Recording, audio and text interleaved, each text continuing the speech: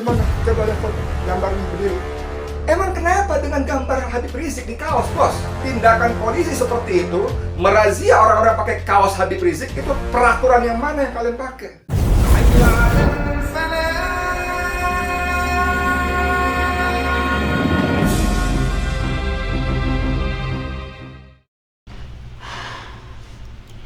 Ya, bismillahirrahmanirrahim. Assalamualaikum warahmatullahi wabarakatuh. Kembali lagi bersama saya Khalid Al-Walid dalam video Cahaya Islam. Mohon maaf ya, 2 hari ini Cahaya Islam tidak ngupload karena ada beberapa kendala, salah satunya ya padatnya pekerjaan. Ya, langsung saja kita putar video dari Ustadz atau Abang Edi Mulyadi mengenai rapat Kemendagri yang kemungkinan membahas masalah EPI. Entah itu terkait pembubaran atau apa, saya kurang paham juga. Hanya Kemendagri yang tahu apa yang mereka rapatkan. Assalamualaikum warahmatullahi wabarakatuh. Dengan saya Edi Mulyadi. Saudara sekalian, kemarin beredar berita, maksud saya beredar screenshot surat undangan dari Dirjen Kementerian Dalam Negeri yang mengundang seluruh Kesbangpol. Apa itu Kesbangpol ya? Nggak ngerti itu. Pemerintah, TNI, Polri khususnya itu hobi betul bikin tingkatan-tingkatan yang kita orang awam rakyat nggak ngerti.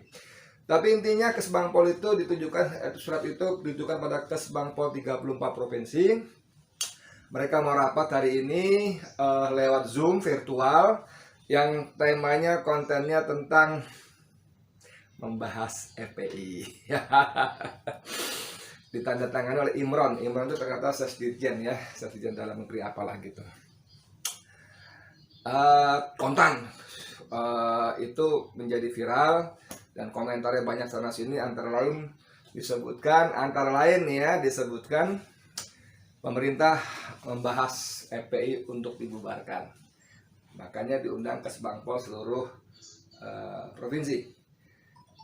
Seperti biasa, tentu saja seperti biasa pemerintah akan membantah, dan bantahan resmi disampaikan oleh Kemendagri. Itu judulnya Kemendagri Rapat Internal Soal EP Besok, Bantah Bahas Pembubaran. Saya bacain aja dah biar nggak keliru ya.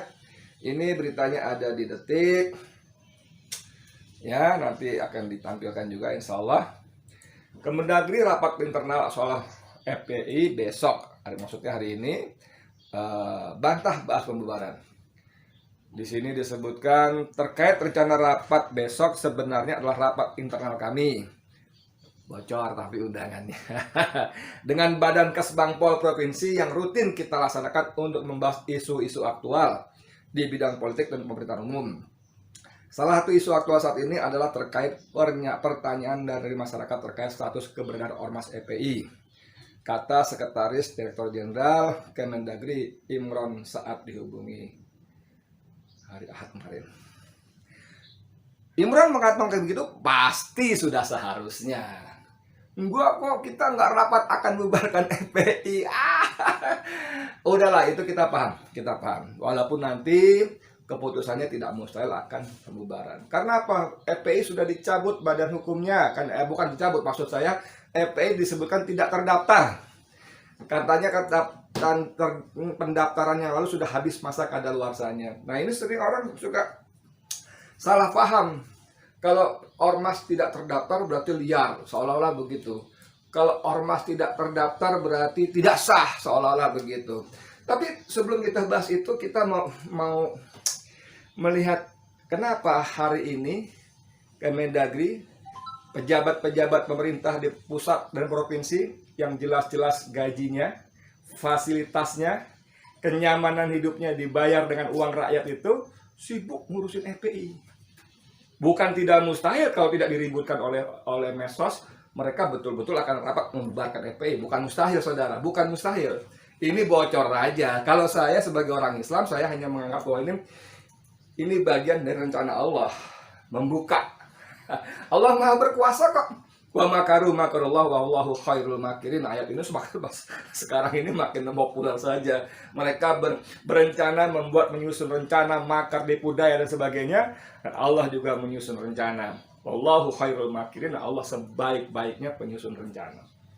Ya kan? Kenapa dibahas? Enggak kok, nggak dibubarkan, bos. Boleh aja sampean Imron mengatakan demikian, tapi sikap pemerintah di lapangan khususnya terhadap FPI itu luar biasa. FPI seolah-olah menjadi musuh negara, saudara. FPI seolah-olah menjadi biang kerok hancurnya NKRI, terpecah belahnya NKRI.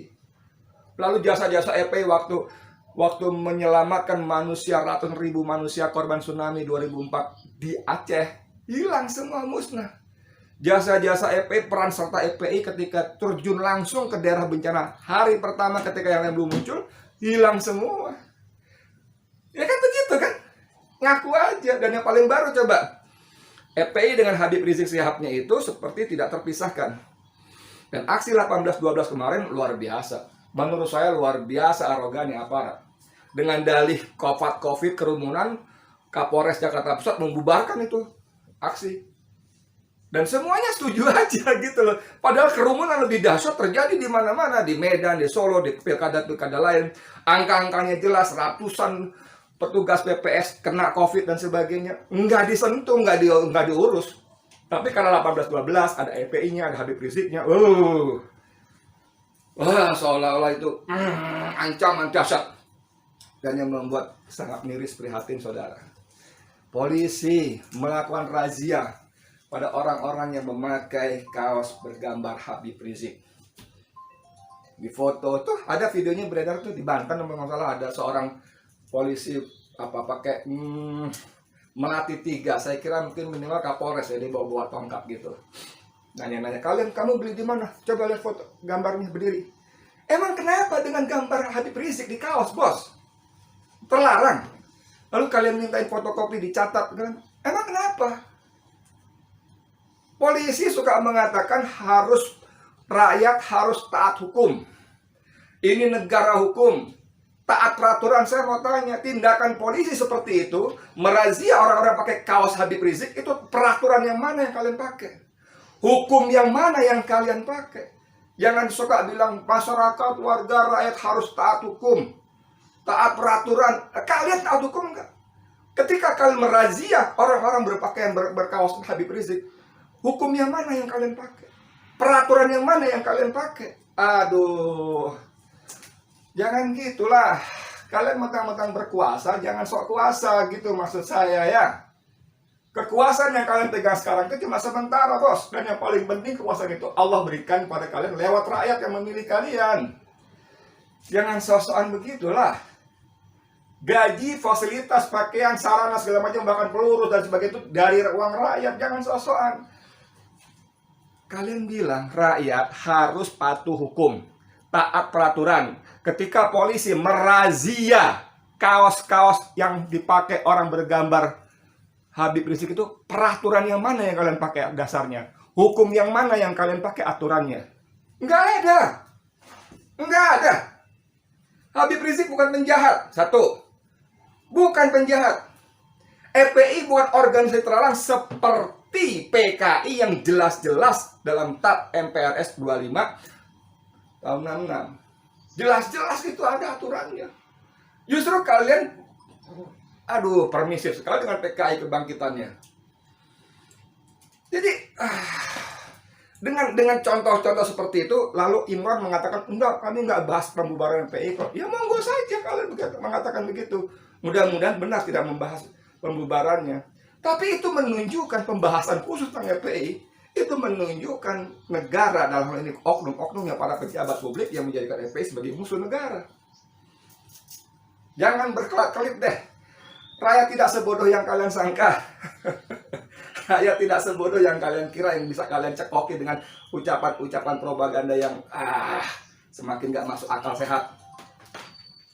Makin gak masuk akal sehat rakyat yang sudah mulai pintar, saudara. Nggak bodoh, rakyat nggak bodoh. Tenang, nggak bodoh. Ya. Jadi, nih, kalau kita ngomong aturan. Kalau Imron mengatakan bahwa karena banyak pertanyaan rakyat tentang status FPI, emang FPI kenapa? Tidak diperpanjang izinnya. Ya kenapa? Pendaftaran emang kenapa? Jadi liar. Jadi nggak sah. No. Ini pendirian di Undang-Undang nomor 17 dan 2013 tentang Ormas itu di pendirian disebutkan ormas didirikan oleh 3 orang warga negara Indonesia, kecuali ormas yang berbadan hukum, yayasan, ya kan? Ormas sebagaimana dimaksud dalam pasal 9 dapat berbentuk badan hukum atau tidak berbadan hukum. Berbadan hukum boleh, tidak badan hukum juga boleh, itu opsional, boleh, silakan, nggak apa-apa.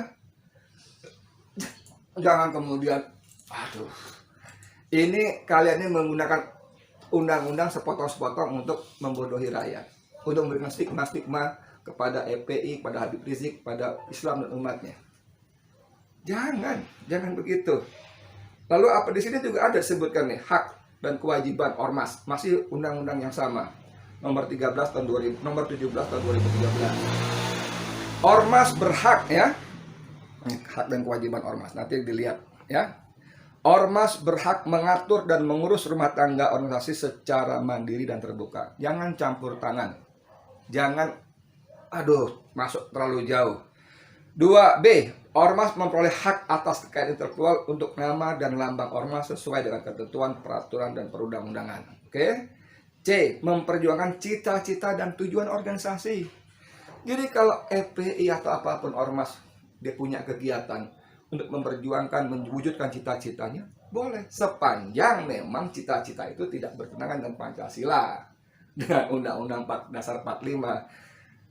Ada tujuan FPI yang bertentangan dengan Pancasila, mau ganti Pancasila dengan Ekasila, Trisila misalnya, enggak bos, enggak. Ada partai yang jelas-jelas dalam visi misinya, partainya jelas-jelas menyebutkan visinya Trisila, Ekasila, itu bos yang kalian urus, itu yang kalian urus, jelas-jelas visinya menjadikan Trisila dan Ekasila, gitu loh. Jangan kebolak-balik. FPI, Habib, maling uang rakyat. Bukan. Ada partai baca laporan utama Tempo tentang bansos mengalir kemana uang itu, ke kandang banteng. Baca, bukan kata saya, kata Tempo. Kandang banteng, korupsi. Ketemu dengan stafnya si Puan Maharani, seorang perempuan, lalu duit miliaran mengalir ke situ dibawa. Itu kata Tempo. Ayo polisi usut Tempo tuh. Jadi, negara ini memang benar-benar salah urus, saudara. Salah urus. Ya, jangan begitu. Kita ngomong peraturan, kita ngomong hukum, kita ngomong undang-undang. Harus taat peraturan, harus taat hukum. Negara-negara hukum. Ayo, semuanya diselesaikan berdasarkan hukum. Semuanya digarap berdasarkan hukum. Semuanya berlandaskan hukum. Kembali soal razia kaos tadi, saya kesel banget tuh. Salahnya apa orang pakai baju kaos gambar Habib Rizik? Salahnya apa Pak Polisi? Peraturan mana, dasar hukum mana yang kalian pakai untuk merazia itu? Kalian catat nomor handphonenya, KTP-nya, kalian buka isi handphonenya. Itu melanggar HAM. Melanggar HAM, mengayomi, melayani, melindungi. Mana? Jangan begitu, lihat itu. Ini berita ini. Ya, jadi inilah video dari Ustadz Edi Mulyadi yang membahas tentang FPI, hukum, dan keadilan di negeri ini. Dimana hari ini kita menemukan banyak kejanggalan-kejanggalan, dimana sisi satu dihukum dengan sangat ketat sekali, sementara di sisi lain sangat banyak kelonggaran-kelonggaran yang entah sengaja atau tidak dibiarkan begitu saja. Misalnya Habib Rizik hari ini ditangkap dengan alasan PSBB bla bla bla segala macam lah, social distancing segala macam lah. Namun bagaimana dengan kampanye-kampanye pilkada yang banyak beredar di luar sana, berkumpulnya massa di luar sana, terjadinya perkumpulan massa, titik-titik perkumpulan massa yang begitu masif, dibiarkan begitu saja. Di sisi lain Habib Rizik ditangkap dengan alasan karena melakukan acara yang membuat perkumpulan massa. Lah, keadilannya di mana? Oke, ini Ustadz Edi Mulyadi sudah banyak memaparkan segala macam bentuk ketidakadilan negeri ini. Silakan kawan-kawan isi kolom komentar di bawah. Jangan lupa di-share jika menurut Anda ini positif. Wassalamualaikum warahmatullahi wabarakatuh. Saya Khalid Al-Walid. See you on the next video.